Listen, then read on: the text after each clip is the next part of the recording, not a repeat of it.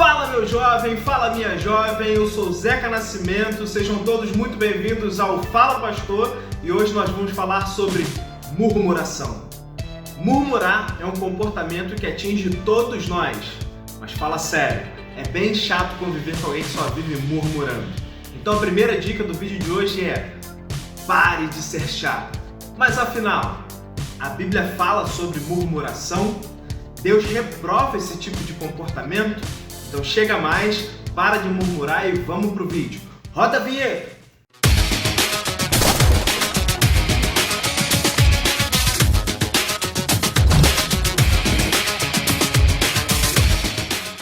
Murmurar significa sussurrar ou dizer algo em voz baixa.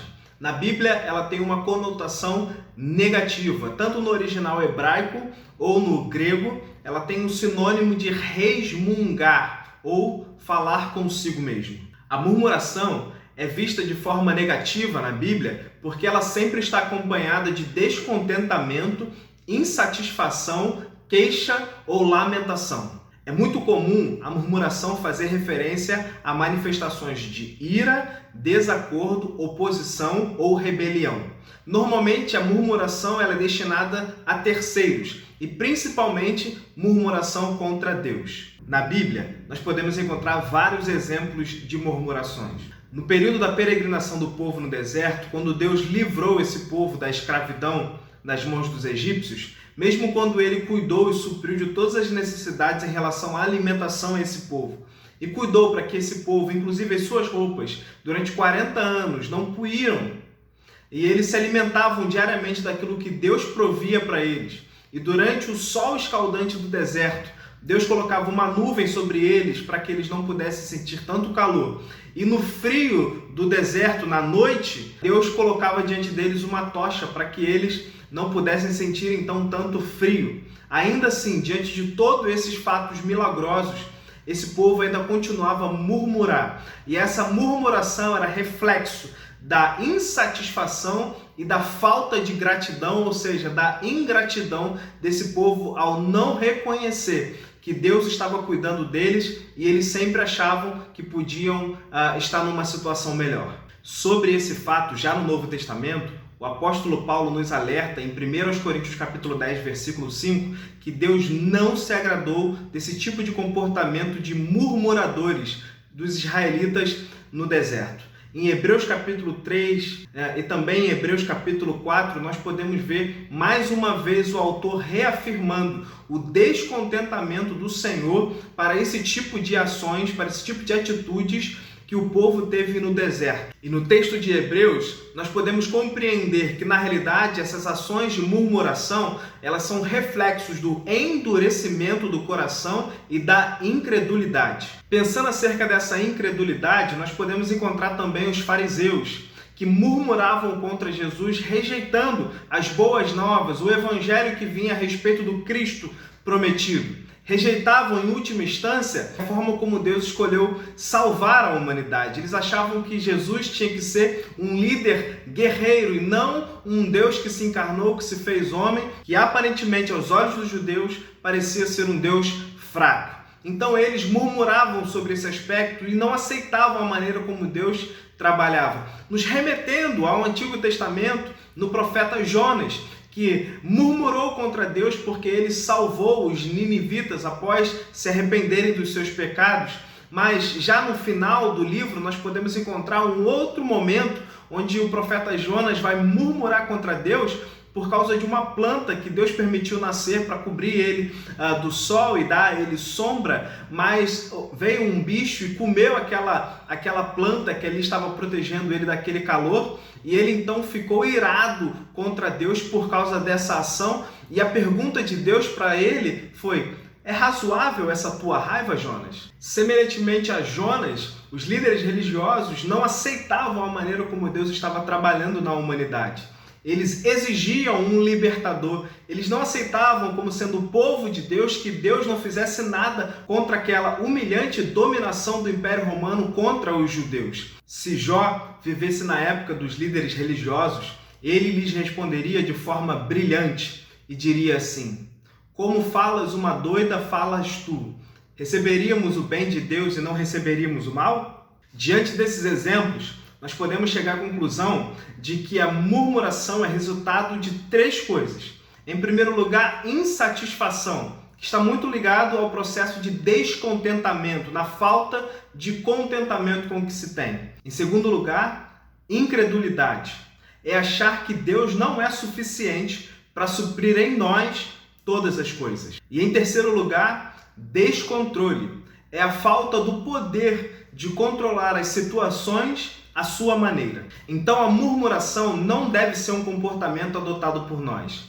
A murmuração é tão reprovável aos olhos de Deus que Judas, na sua epístola, nos versículos 15 e 16, vai comparar a murmuração aos falsos profetas, dizendo que esse tipo de pessoa abominável vive em rebelião contra Deus e a sua autoridade. Devemos então seguir os conselhos de Paulo, que deu aos crentes de Filipe, na sua carta aos Filipenses capítulo 2, versículo 14, que diz: façam tudo sem murmurações e sem discussões. Diante de tudo isso, fica a pergunta para nós: como então podemos vencer esse comportamento de murmuração? Como não sermos pessoas que vivem murmurando? Em primeiro lugar, é importante que nós tenhamos contentamento. Em Filipenses capítulo 4, versículo 11 a 13, diz o seguinte: digo isto não porque esteja necessitado, porque aprendi a viver contente em toda e qualquer situação. Sei o que é passar necessidade e sei também o que é ter em abundância. Aprendi o segredo de toda e qualquer circunstância, tanto de estar alimentado como de ter fome, tanto de ter em abundância como de passar necessidade. Tudo posso naquele que me fortalece. Um grande desafio para as nossas vidas é nós aprendermos a estarmos contentes com todas as coisas que nós já temos.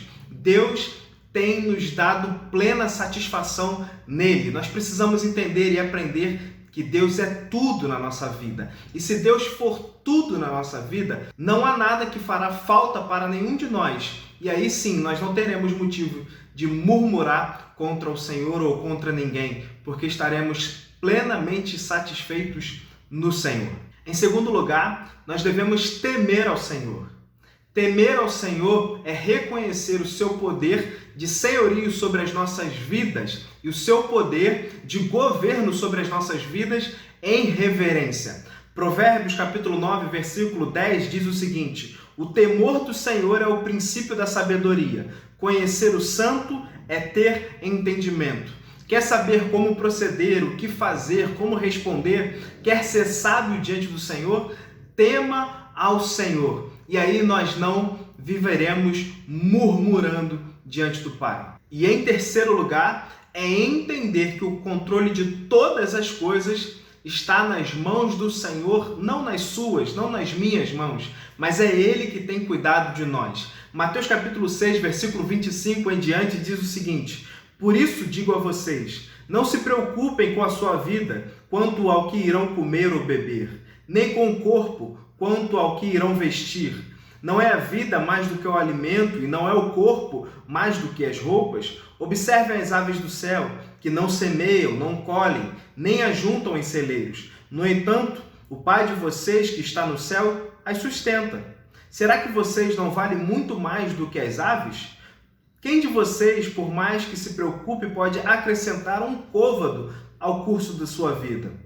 E por que se preocupam com o que vão vestir? Observem como crescem os lírios do campo. Eles não trabalham, nem fiam. Eu, porém, vos afirmo que nem Salomão, em toda a sua glória, se vestiu como qualquer um deles. Ora, se Deus veste assim a erva do campo, que hoje existe e amanhã é lançada ao forno, não fará muito mais por vocês, homens de pequena fé? Portanto, não se preocupem dizendo: que comeremos, que beberemos ou com que nos vestiremos? Porque os gentios é que se preocupam com todas essas coisas. O Pai de vocês que está no céu sabe que vocês precisam de todas essas coisas. Mas busquem em primeiro lugar o reino de Deus e a sua justiça, e todas essas coisas lhes serão acrescentadas. Portanto, não se preocupem com o dia de amanhã, pois amanhã trará os seus cuidados. Basta ao dia o seu próprio mal. É Ele que está no controle de todas as coisas e é Ele que está cuidando de mim e de você. Então não há nenhum motivo, porque Ele tem cuidado dos pássaros, dos lírios do campo e continuará cuidando de mim e de você. E aí não temos nenhum motivo para nós murmurarmos diante do Senhor, achando que Ele deve fazer alguma coisa do meu jeito, da maneira como eu penso, porque é Ele que sabe de todas as coisas. Então é isso, galera. O desafio de hoje é pare de murmurar e seja grato por tudo que você já tem. Faça uma reflexão. E se eu não tivesse isso que eu tenho? Eu sentiria falta do que eu tenho hoje? Ao invés de esperar perder aquilo que você já tem, seja grato, seja contente com aquilo que você já tem. E esse foi o nosso vídeo de hoje. Falamos sobre murmuração e eu espero do fundo do coração que esse vídeo abençoe a sua vida. E nós pedimos a você que compartilhe esse vídeo com o máximo de pessoas possíveis. Vamos abençoar a todos. Não porque eu estou falando, mas é porque a palavra do Senhor está sendo compartilhada.